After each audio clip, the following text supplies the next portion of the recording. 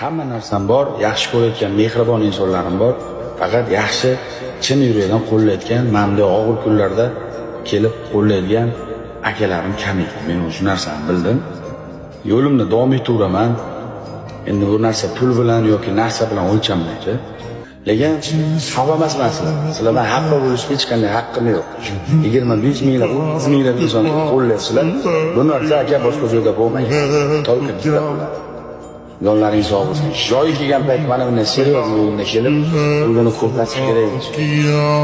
Mana bunday seriyoz o'yinda butun TikTok, butun hamma yig'ilgan o'yinda boricha odamlar harakat qilish kerak. Xafa emasman bulardan, lekin agar men sizlardan xafa bo'lmagan bilan o'zlaring ozroq xafa bo'laring.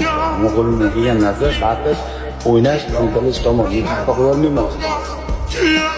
Men sizlarga paxta qo'ya olmayman. Men sizlarga borib turib hammalaringga kelib turib paxta qo'ya olmayman. Chin yurakdan o'ynayman, tamom. Men hech kim bilan WhatsApp gaplasha olmayman. Hayoda akajon qalinlik qilsa qila olmayman.